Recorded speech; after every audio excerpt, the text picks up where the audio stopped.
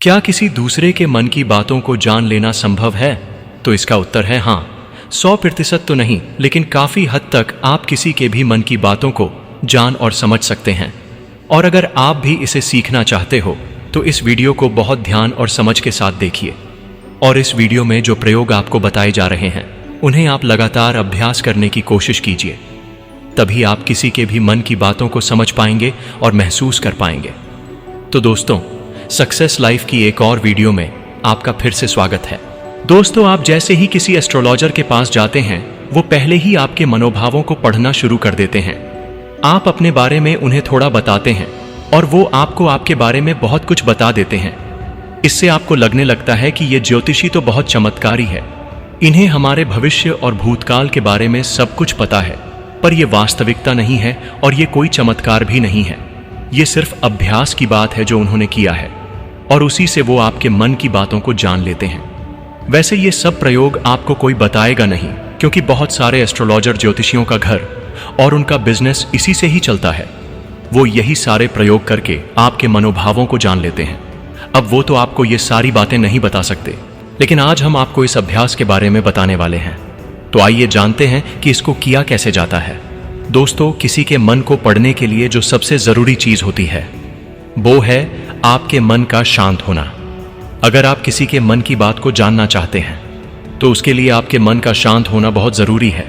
आपको इन बातों को थोड़ा ध्यान से समझना होगा, तभी आप इन प्रयोगों को सक्सेसफुली कर पाएंगे। मैं आपको एक कहानी सुनाता हूं।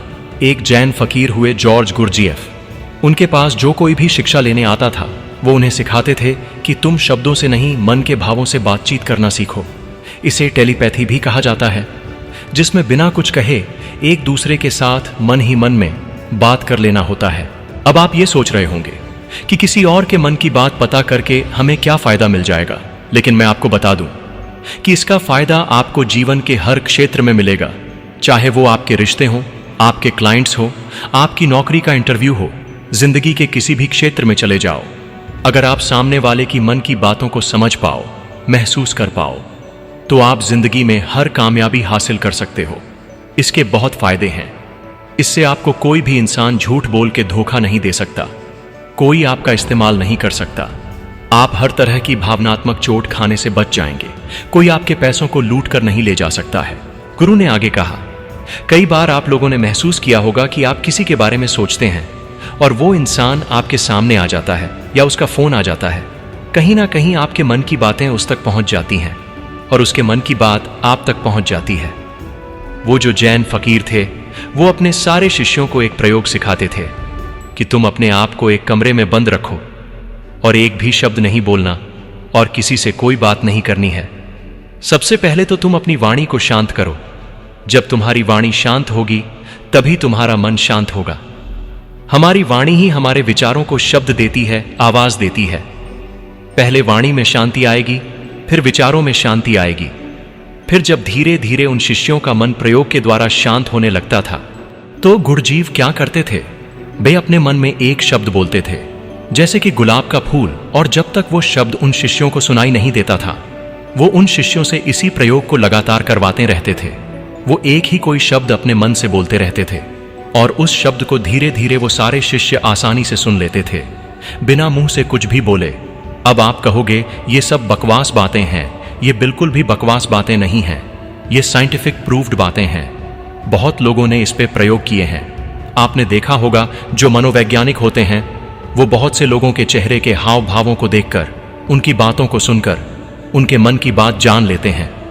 तभी मनोवैज्ञानिक लोगों के सामने उनकी हर बात खोलकर रख देते हैं और लोगों को लगता है कि इन्हें हमारे बारे में सब कुछ पता है। ये तो हमारे मन की बातें पढ़ लेते हैं। जो लोग मनोवैज्ञानिक के पास जाते हैं उन्हें लगता है कि इस मनोवैज्ञानिक के पास तो कोई चमत्कारी शक्ति है। अगर सच कहा जाए तो उनके पास कोई चमत्कारी शक्ति नहीं है। उसने बस अपने विचारों को शांत करके, खुद के विचारों में ठहराव ला करके उसने अपने भावों और अपनी ऊर्जा को आपसे कनेक्ट कर लिया है। इसीलिए वो आपके हाव भाव को महसूस कर पाता है, समझ पाता है। सीधा सरल सा सूत्र है कि जब तक आप बोलते रहते हैं, सामने वाले सुनते रहते हैं, आप बोलना बंद करते हैं, तभी सामने वाला जो बोल रहा है वो आप सुन पाते हैं। यदि आप दोनों ही लगातार बोलते रहेंगे तो किसी को कुछ समझ में नहीं आएगा। ठीक इसी तरह यदि आपका मन चुप है तभी आप किसी दूसरे का मन सुन सकते हैं। मन के चुप होने का मतलब है कि आप विचार और कल्पनाओं से बाहर निकलकर पूर्णतः शांत हो जाएं।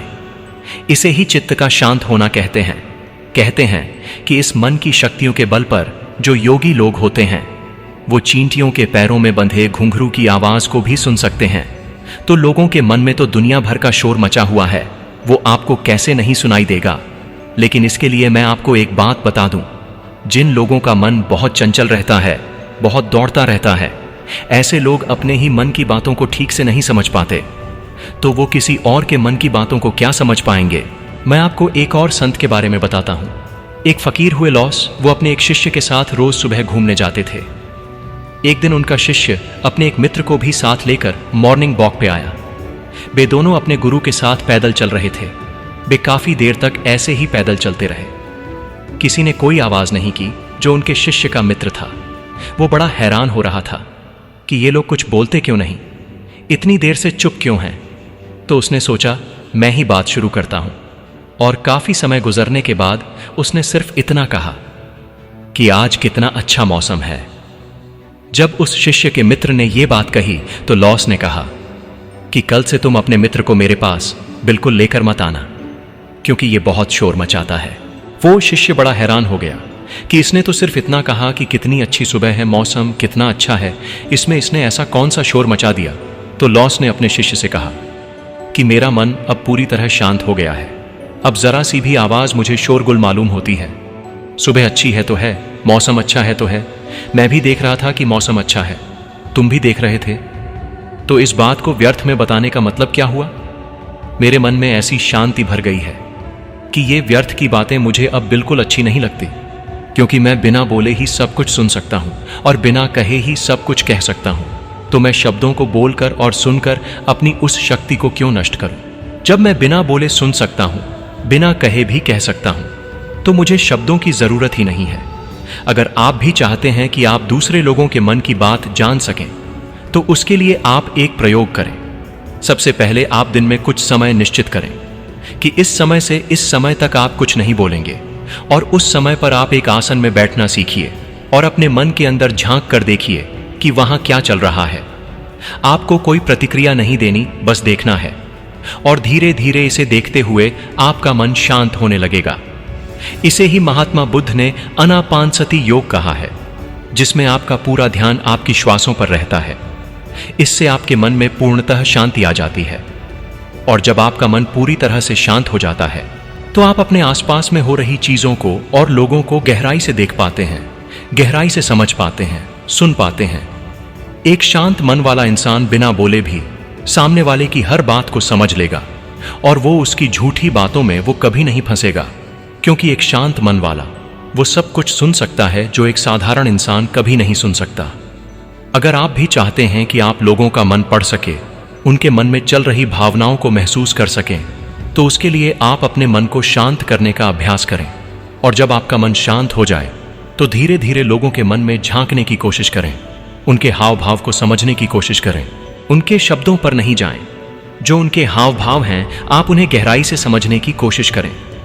दूसरे के मन की बात को जान लेना कोई बड़ी बात नहीं है, पर शर्त यही है कि आपको यही अभ्यास निरंतर करना होगा। जिस दिन आपका अभ्यास सिद्ध हो जाएगा, आपको बिना कहे भी लोगों के मन की सारी बातें बिल्कुल साफ सुनाई देंगी। और एक बात मैं आपको बता दूं कि ये प्रयोग एक ही दिन में सिद्ध नहीं होते हैं। इनमें थोड़ा समय लगता है, बहुत ज्यादा तो नहीं, लेकिन कुछ महीनों के अभ्यास से ही आप किसी के भी मन की बातों को आसानी से जान और समझ सकते हैं। तो दोस्तों, आपको यह वीडियो कैसी लगी हमें कमेंट में जरूर बताना। धन्यवाद।